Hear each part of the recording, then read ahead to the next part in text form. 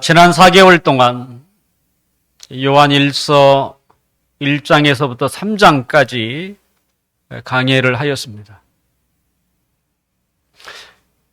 요한일서는 5장까지 있는데요. 4장과 5장은 잠시 좀 뒤로 미루고요. 오곡백과가 무르익은 이 가을을 맞이해서 열매라고 하는 말씀을 시리즈를 가지고 여러분에게 전하려고 합니다. 열매. 열매라는 말은 한국말로 풀이하면 결과라고 말할 수 있죠. 결과. 한 해의 결과도 있고 또 우리의 인생의 결과도 있고 또 어떤 일에 대한 결과도 있죠. 우리가 어떤 일을 생각할 때에는 그 일을 하게 된 동기라고 하는 게 있고 그것을 진행시키는 과정이 있고 또 마지막으로 거둬들이는 결과라는 것이 있습니다. 우리가 살고 있는 이 시대에는 결과주의라고 할 만큼 결과에 너무 집착하고 있는 기독교 정신은 무엇입니까? 결과에 집착하는 것은 아닙니다. 어쩌면 세상은 우리 옛날에 있는 것처럼 개같이 벌어서 정승같이 쓴다. 그런 정신은 아닙니다. 동기와 과정과 결과 중에 기독교에서 가장 중요하게 여기는 것이 있다면 그것은 동기죠. 왜 일을 시작하게 된 것인지. 바울은 고린도전서 13장에 보면 그 동기가 사랑이어야 한다고 얘기해요. 어떤 사랑이요? 하나님에 대한 사랑이 출발점이죠. 그리고 그 사랑이 인간의 사랑으로 나타나야 한다는 것이지요. 사랑이 없는 믿음이나 사랑이 없는 구제나 때로는 하늘의 언어를 할지라도 아무 소용이 없다. 이렇게까지 강조하는 게 성경 아닙니까? 그래서 동기가 가장 중요하다. 자, 동기가 중요하다고 해서 그렇다면 결과 무시해도 되는 것인가? 때로는 결과를 가볍게 취급해도 되는 것인가? 그렇지는 않습니다. 동기가 중요한 것입니다. 하지만 결과도 우리가 어떻게 해요? 선하게 아름답게 하나님께 영광이 되어야 한다는 것이죠. 이것을 가장 잘 알려주는 것이 바로 예수님의 십자가와 부활이라고 말할 수 있습니다. 기독교의 마지막은 십자가가 아닙니다. 기독교의 마지막은 부활이에요. 기독교라고 하는 큰 테두리뿐만 아니라 그 안에서 신앙생활을 하고 있는 우리 한 사람 한 사람도 마찬가지입니다. 고난의 길을 가고 시련의 길을 걸어가야 하는 십자가의 길 우리가 걸어가야 합니다. 왜냐하면 주님이 친히 본을 보이셨어요. 그것을 통과하지 않고는 영광이 주어지지 않는다라고 성경은 우리에게 얘기하고 있죠. 그러므로 우리는 이런 시련의 길을, 역경의 길을 가야 합니다. 하지만 그것이 우리가 도달해야 할 종착역은 아니에요. 기독교는 그런 회의주의자가 아니에요. 허무한 것도 아닙니다. 우리의 마지막은 부활입니다. 우리의 마지막은 영광이고 우리의 마지막은 승리예요. 이것이 성경이 우리에게 가르쳐주는 중요한 인생의 과정과 끝입니다.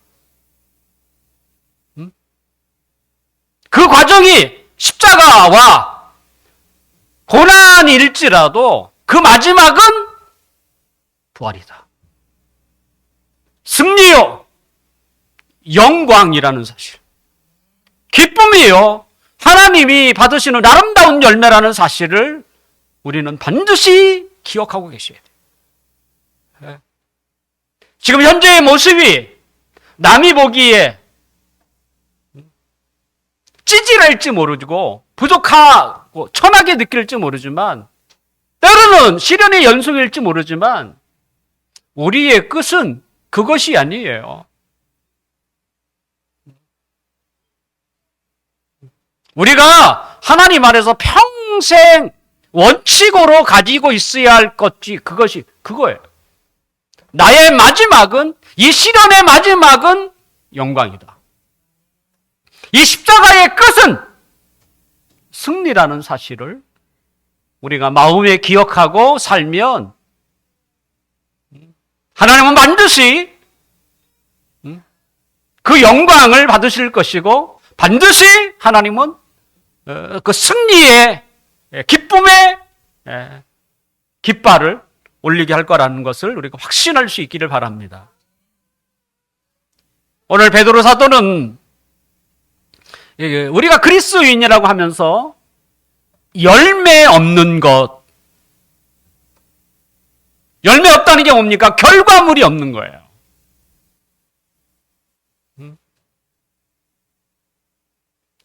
오늘 본문의 그 뒤에 보면 9절인데요.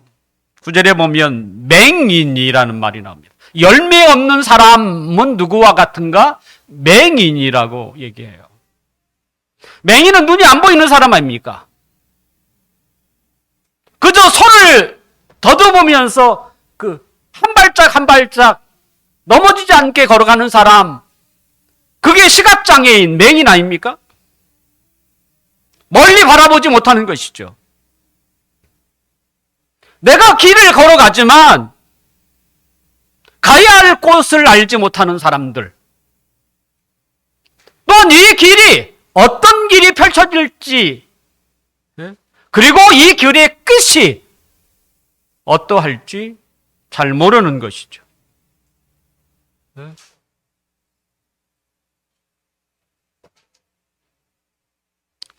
그것을 모른다면 그것은 맹인과 같다. 또 다르게 표현하면 열매 없는 것과 같다. 우리는 이 땅에 살아가는 동안 열매를 맺으려고 해야 돼. 그냥 살다가 그냥 죽으면 된다. 이런 게 그리스도인의 삶이 아니에요. 내 삶은, 내 인생은 하나의 드라마처럼 마지막은 어떻게? 하나님께 영광이 되어야 한다. 반드시 열매를 거둬야 한다. 이런 목적의식을 가지고 살아가야 한다는 거예요. 그게 눈을 뜨고 살아가는 사람.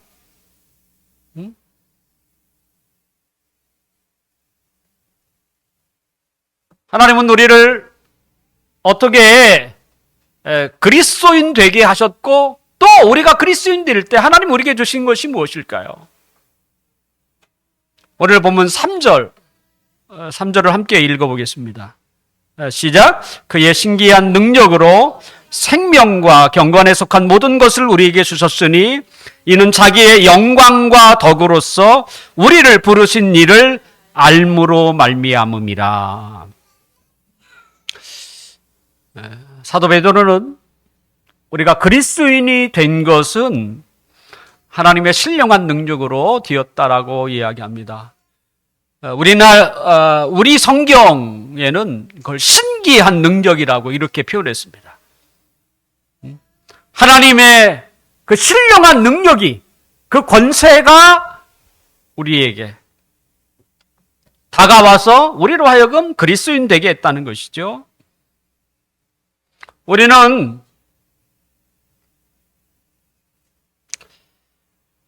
도저히 죄의 상태에서 벗어날 수 없는 자들이었습니다. 우리가 살고 있는 이 땅에 수천내의 많은 사람들이 태어났다 죽었어요. 1985년 언더도와 아펜잘러가 그 선교사들이 이 땅에 복음을 전하기 전까지 복음으로 표현하면 이 세상은 거의 암흑, 어둠이었죠. 그 엄청난 많은 사람들, 그들 가운데 한 사람도 이 죄의 상태, 이 절망의 상태에서 벗어나는 사람은 한 사람도 없었어요. 지금도 예수님을 믿지 않는 자들에게는 죄와 그 속박에서 벗어날 길이 없어요. 그들은 그렇게 살다가 죽어갈 거예요. 전에 우리도 그들과 크게 다르지 않았어요. 똑같이 그들과 똑같은 길을 가게 되고 똑같이 인생의 마침표를 찍어야 하는, 어떻게 보면 우물 안에 개구리나 어항 속에 있는 물고기처럼 그게 내가 살아가야 하는 인생의 다인 것처럼 밖의 세계를 전혀 몰랐어요. 그런데 어느 날 하나님께서 당신의 능력으로 우리를 찾아오셨고 우리를 새 사람 만들었어요. 그리고 새로운 세계가 있다는 것을 우리에게 보여주셨고 그 새로운 세계에 우리가 진입하도록 우리를 이끄셨어요. 그게 무엇입니까? 우리가 복음을 듣고 그 복음 앞에 믿음으로 반응한 거예요. 그게 하나님의 능력이었던 거예요. 복음이라고 하는 것이 뭐겠습니까? 예수님의 십자가와 부활 사건이죠. 그분이 십자가에 죽으신 것은 죄에 대한 희생제물이었어요. 그리고 그분이 부활하신 것은 죄에서 벗어났다라고 하는 그 자유, 또 그들에게 주어질 하나님의 생명,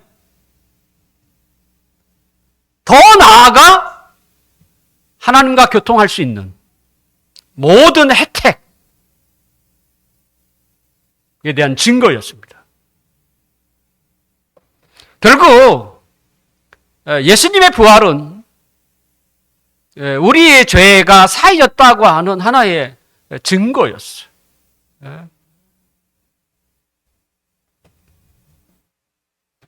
하나님은 예수님께서 십자가에 죽으신 것을 통해서 우리가 죄인이라는 사실을 느끼게 하셨어요. 그리고 예수님의 피를 힘 있는 자에게는 그가 어떠한 죄를 지었든 상관없이 다 용서받았다고 하는 확신을 갖게 하셨어요.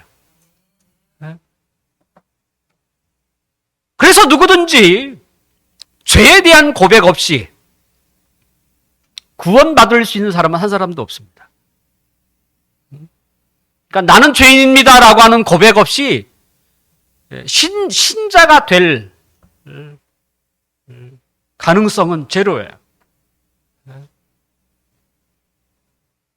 그러니까 하나님의 백성이 되는 것, 예수 믿는 사람이 되었다는 말은 뭐냐면 나는 죄인이라는 사실을 느껴야 되고 그것을 고백한 사람.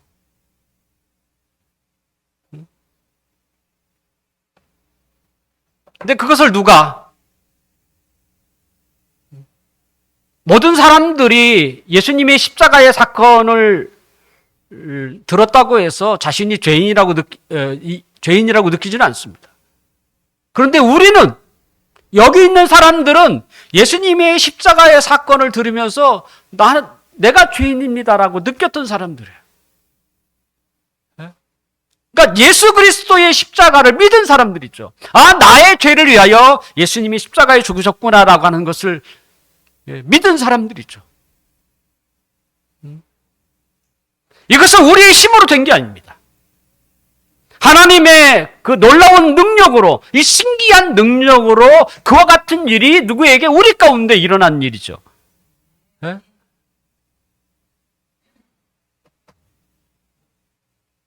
그래서 예수님이 십자가에 죽으신 것뿐만 아니라 그분이 다시 살아나셨어요. 다시 살아났다는 게 뭐겠습니까? 우리의 죄가 다 씻겨졌다는 것을 부활을 통해서 우리에게 증거하고 있는 것이죠.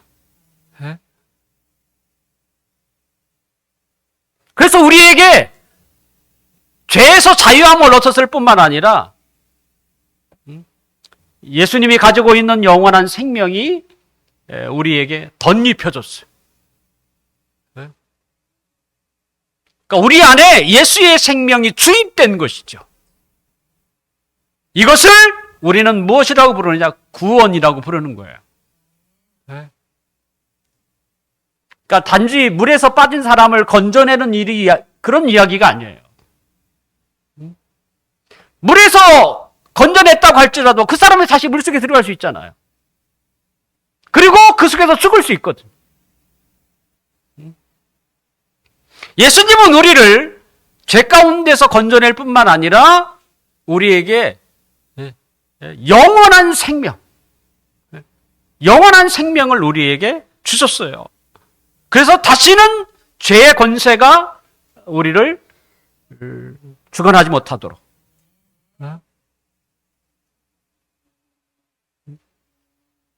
그래서 우리 안에 천국이 경험되어지고 또 우리가 죽어서도 다시 예수님처럼 부활해서 하나님 나라에 들어갈 수 있게 하신 것이죠.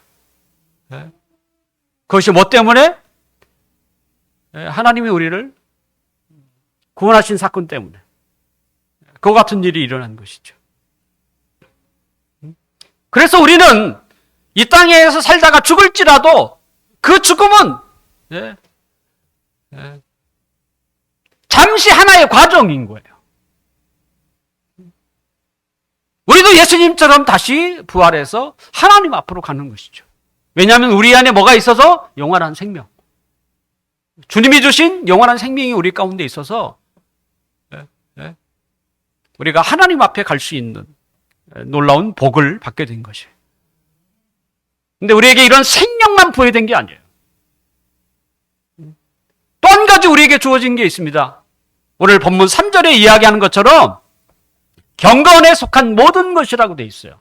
생명과 경건에 속한 모든 것을 우리에게 주셨다라고 되어 있어요. 경건에 속한 게 뭐겠습니까? 하나님과 교통하는, 그리고 하나님으로부터 얻을 수 있는 모든 은혜를 이야기하는 것입니다. 결국 하나님은 우리를 그리스도인 되게 만들었을 뿐만 아니라 우리에게 두 가지 선물을 주신 거예요. 하나는 영원한 생명을 주셔서 우리로 하여금 천국에 가도록, 하나님 나라, 하나님 앞에 갈 수 있도록 해주신 것이고요. 또 한 가지는 경건에 속한 것, 하나님과 교통함으로써 얻을 수 있는 하나님의 은혜를 우리에게 주신 거예요. 그것은 뭐 때문에? 이 땅에 살아가는 우리를 위해서요. 결국 하나님은 우리에게 두 가지 선물을 주신 것이죠. 천국을 선물해 주셨고, 또 하나는 이 세상에 살아가는 동안 하나님의 은혜를 받는 그 길을 열어놓으신 것이죠. 이것은요, 이 세상에서 얻을 수 없는 것입니다. 사람들이 바란다고 해서 얻을 수 있는 것도 아닙니다. 오직 예수 그리스도의 십자가와 부활이라고 하는 것을 믿음으로써 그 복이 주어지는 거예요.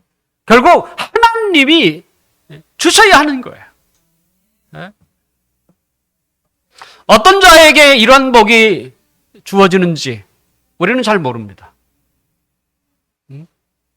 예수 믿는 사람들 중에는 가난한 자도 있고요. 학벌이나 가문이 변변치 못한 자들도 있어요. 때로는 부자도 있습니다. 또는 유식한 사람도 있습니다. 하나님께서 어떤 사람을 그렇게 부르는지, 그리고 그들에게 영원한 생명과 하나님의 은혜를 주시는지 잘 몰라요.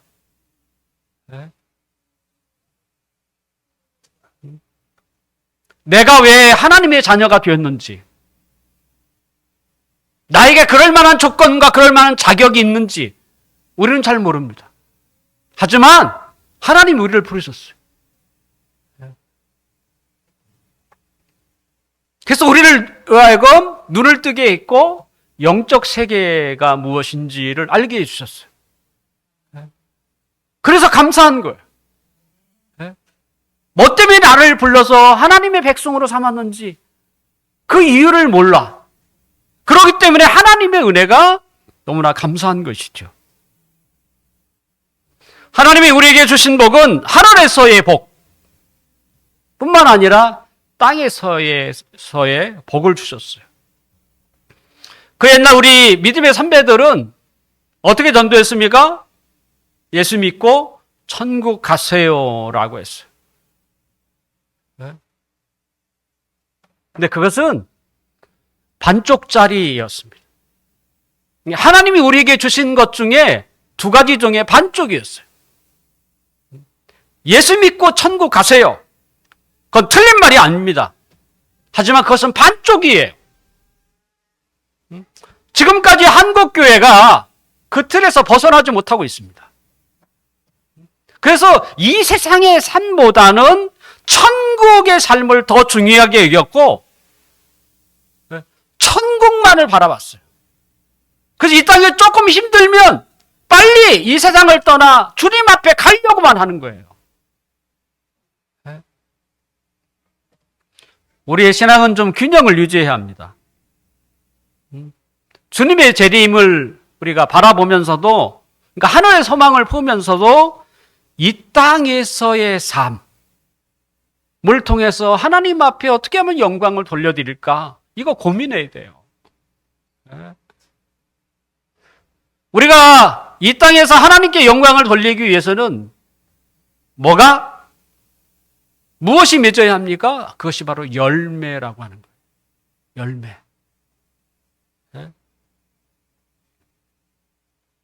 결국 우리가 이 땅에서 하나님의 백성으로서의 삶을 통해서 드러내야 할 게 뭐냐? 열매입니다.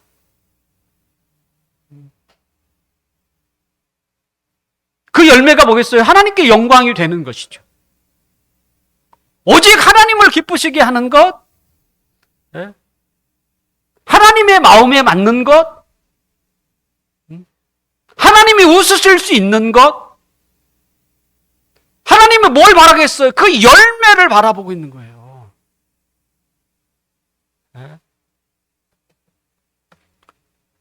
그 열매가 본문에서는 무엇으로 표현하고 있을까요? 4절, 우리 함께 읽겠습니다. 4절. 시작. 이로써 그 보배롭고 지극히 큰 약속을 우리에게 주사 이 약속으로 말미암아 너희가 정욕 때문에 세상에서 썩을 것을 피하여 신성한 성품에 참여하는 자가 되게 하려 하셨느니라. 4절은 그 열매가 무엇인지를 우리에게 소개하고 있어요. 하나님이 우리를 예수 믿게 하셨고 또 우리에게 두 가지 선물을 주셨다고 해서 하나는 예수의 생명이에요. 예수님이 있는 그 생명을 우리에게 덮어져 주셨어요. 또 한 가지는 경건에 속한 은혜예요. 하나님과 교통함으로써 얻을 수 있는 우리에게 필요한 은혜를 우리에게 선물로 주셨어요. 왜 주셨을까요? 그것은 하나님의 자녀로서의 나타내야 할 덕입니다. 덕.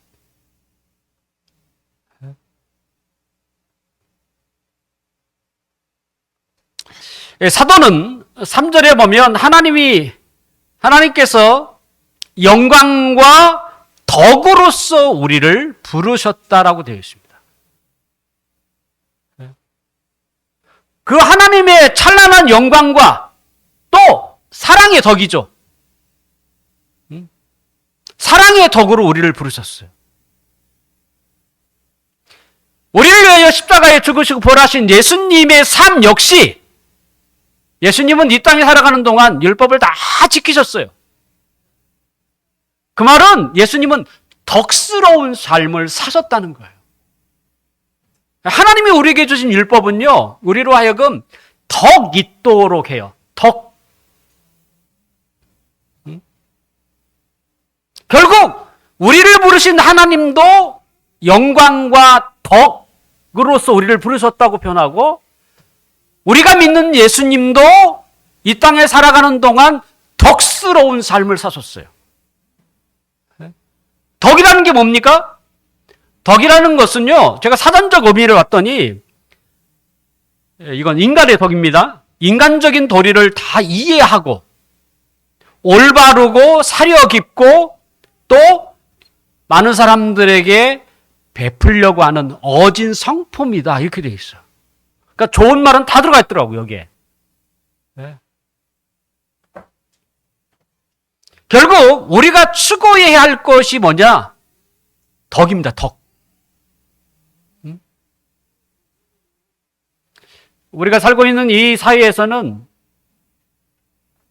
예수님을 믿지 않아도 덕이 있는 사람, 덕이 높은 분이 있습니다. 남을 사랑하고 남을 섬기고 또 남을 위해서 봉사하고 때로는 자기의 목숨까지도 가볍게 여기는 자들도 있습니다. 얼마나 훌륭합니까? 얼마나 고상하고 품위가 있습니까? 근데 하나님이 요구하는 덕은요, 그런 덕이 아니에요. 세상 사람도 할 수 있는 덕이라면 굳이 왜 예수님을 믿겠습니까? 하나님이 우리에게 요구하는 덕은 하나님이 가지고 있는 덕이에요. 이 덕은 어떤 덕입니까? 오직 한 가지, 선한, 아름다운 그런 덕을 이야기하는 거예요. 오늘 본문은 사도는 하나님을 덕스러운 분으로 소개하고 있어요.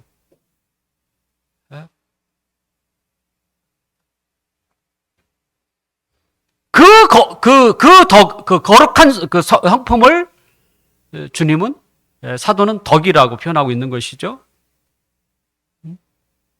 하나님의 성품,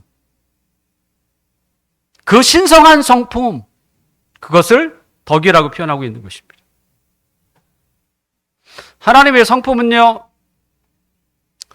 죄로 물든 정욕이나 썩어질 것이 아닙니다.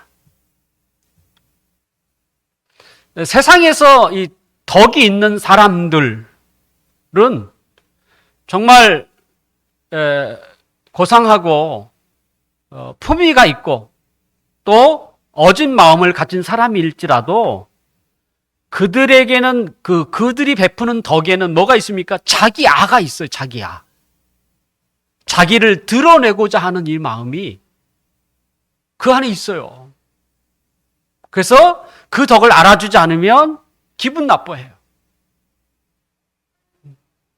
남에게 봉사하는 이유, 남을 섬기는 이유, 하물며 자기 목숨까지 다른 사람을 위하여 이 희생하는데도 불구하고 사람들이 알아주지 않으면 그걸 기분 나빠하는 거예요. 왜 그래요? 자기야.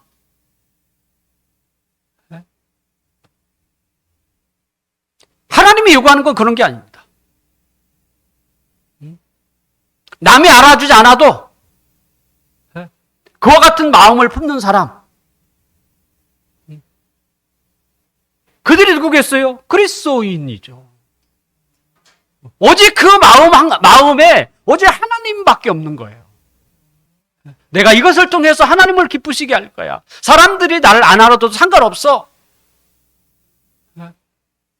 이런 마음, 이게 바로 하나님의 성품이고요. 여기 본문에 얘기하는 신성한 성품이에요. 거기에는 썩어질 것이 없고요. 헛된 것이 없죠.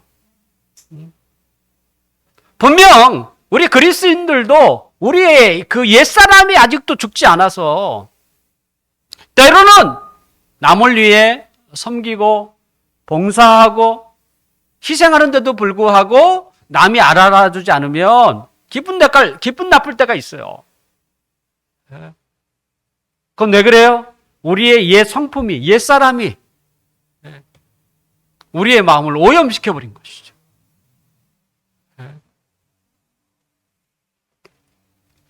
예수님은 우리가 추구하는 그 덕스러운 삶의 완벽한 모델이 되셨어요. 오직 예수님은 아버지밖에 없었어요. 다른 사람이 뭐라고 해든 거기에 그렇게 괴념치 않았어요. 흔들리지 않았어요.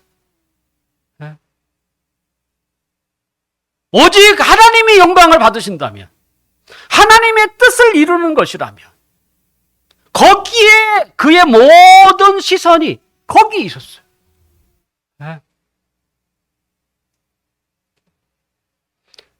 그래서 복음서에 나오는 예수님의 모습을 보면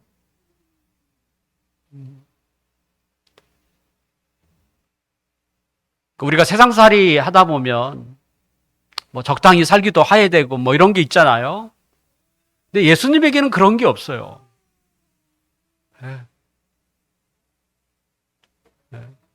오직 그 한 길만 걸어가시다 보니까 주위에서 예수님을 바라볼 때는 적당히 좀 타협도 하고 뭐 그랬으면 좋겠는데 그런 게 없으니까. 근데 하나님이 우리에게 요구하는 삶이 그런 삶이에요. 적당히 두리뭉실하게 이렇게 살아가는 게 아니에요. 오직 하나님의 기쁨과 하나님의 영광. 혹시 자신의 마음이 조금이나마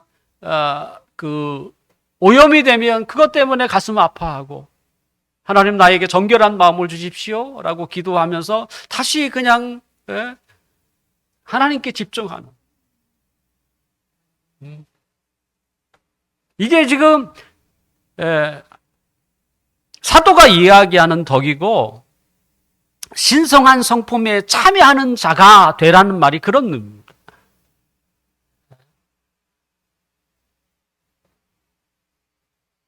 예수님이 우리에게 요구하는 수준은요, 상당한 수준이에요. 마태복음 5장 48절에 보면 예수님은 산상수훈을 이야기하면서 그러므로 하늘에 계신 너희 아버지의 온전하심과 같이 너희도 온전하다고 얘기하세요.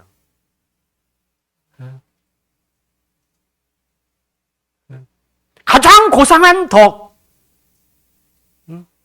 그 하나님이 간직하고 있는 그 덕스러움이 너희들에게도 나타나야 한다고 말씀하세요.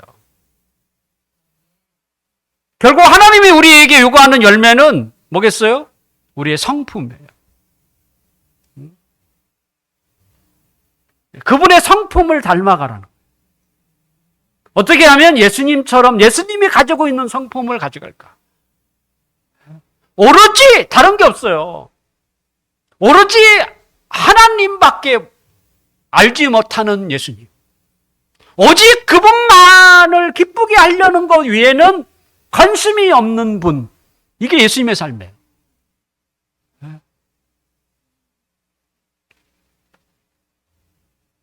주님이 우리에게 요구하는 거죠.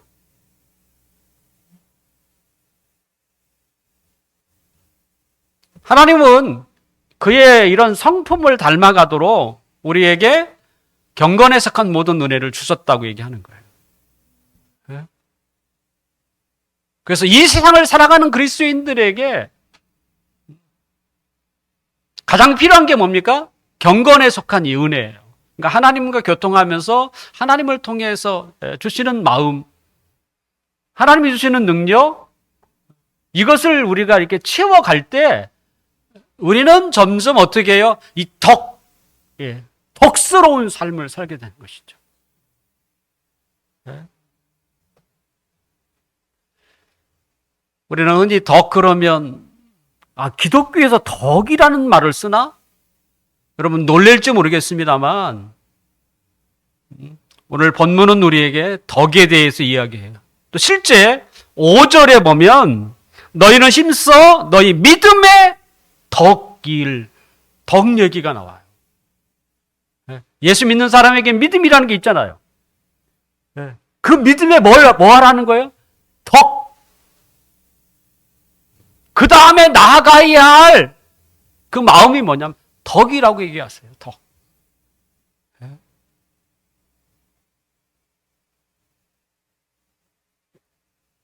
분명 하루아침에 하나님의 성품을 닮지는 않을 것입니다. 또 저절로 하나님의 성품이 닮아지는 건 아닙니다. 우리는 하나님을 더욱더 알아가야 하죠. 또 하나님과 교통하는 시간을 가져야 합니다. 또 하나님의 주시는 마음으로 우리의 마음을 채우셔야 돼요. 또한 우리를 구원하신 하나님의 능력을 우리가 구하며 살아야 합니다. 그럴 때에 우리의 성품이 어떻게 해요? 그렇게 덕을 쌓아 올리는 거예요.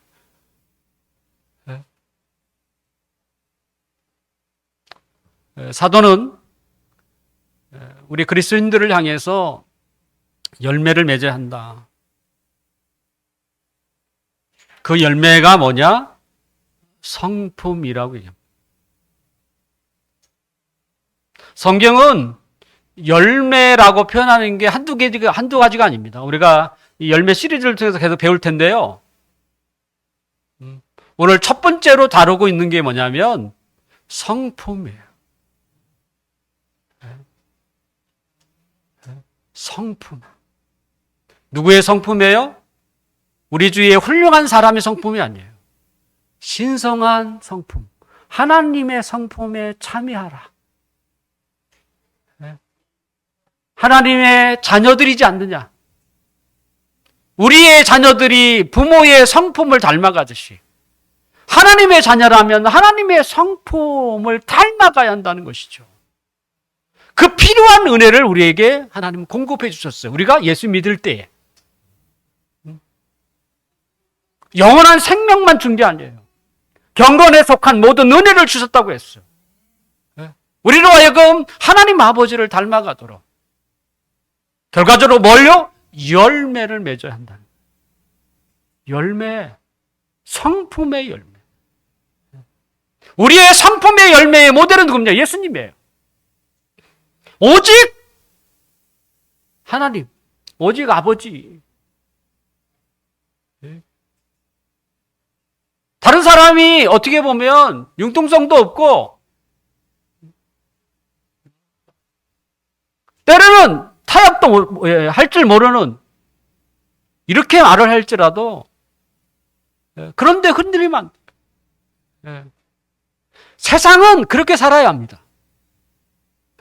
하지만 하나님 앞에서 우리의 삶은 그렇게 살면 안 되는 거예요. 주님이 타협하신 거 보셨어요? 소름 끼칠 정도로 주님은 타협이 없어요. 하지만 그분의 그 모든 삶이 사랑으로 이렇게 만들어져다 보니까 타협은 하지 않지만 그분의 모든 행동이 다 사랑으로 움직이다 보니까 사람들이 이렇게 뭐라고 할 수도 없고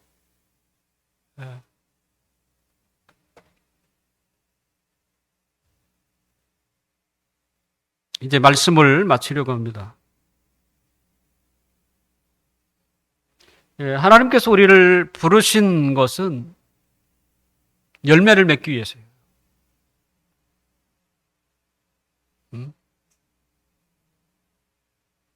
열매가 없다면 우리나 세상 사람들과 무슨 삶에 달라야 될 게 하나 뭐가 있겠어요? 아무것도 없죠.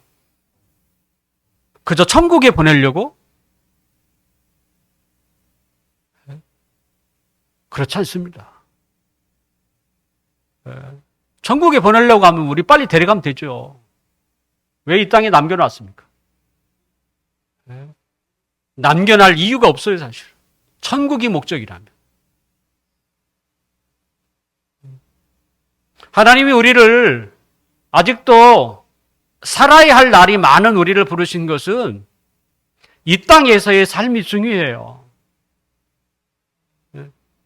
이 땅의 삶을 통해서 하나님이 영광을 받고 싶은 거야. 그 첫 번째 영광이 뭡니까? 우리 성품의 열매. 우리에게 덕스러운 삶을 요구하고 계세요. 그 덕스러운 게 누구예요? 하나님이 가지고 있는 덕스러운 성품이에요. 주님이 사셨던 그 덕스러운 삶이에요. 오직 하나님, 오직 하나님의 영광을 위해서, 하나님의 뜻과 그의 나라를 위해서 살아가려고 하는 것. 그게 덕이에요.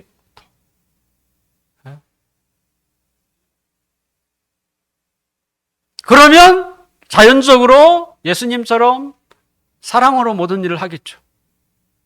하려고 노력을 해야 되겠죠. 이것에 대한 하나님의 은혜가 하나님이 우리에게 선물로 주셨어요. 어떻게? 하나님과 교통함으로. 그래서 하나님과 교통할 때 그런 은혜가 우리에게 쏟아지고, 하나님과 교통할 때 우리 안에 마음속에 내가 주님만을 위해서 살겠다는 마음을 막 갖게 되는 거예요. 근데 하나님과의 교통이 깨지면 깨질수록 우리는 어떻게 해요? 옛사람이 우리를 장악하기 시작합니다. 자꾸 자기를 드러내려고 하고, 하나님의 그 신성한 상품에 참여하기보다는 냄새나고 썩는 거, 허무한 것에 더 집착하는 거예요. 하나님의 성품은요, 썩지 아니하는 우리의 정욕이 아니에요. 허무한 것이 아니에요. 그 마지막은 하나님께 영광이라는 아름다운 열매가 있다는 거예요. 사랑하는 성도 여러분, 아마 그렇게 사셨겠지만 이제부터라도 혹시 그런 마음이 없는 사람이라면 열매, 내 삶을 통해서 내가 하나님께 열매를 맺어드려야 되겠다. 내 성품을 주님의 성품으로 바꿔가야 되고, 그러기 위해서 늘 끊임없이 하나님을 통해서 하나님의 능력을 힘입고 하나님의 은혜를 받아서 나도 덕스러운 그 어진 성품을 가지고 살아야 되겠다. 그래서 그 열매를 통해서 하나님께 영광을 돌리는 우리 모두의 삶이 되도록 주님의 이름으로 축원합니다. 기도하겠습니다.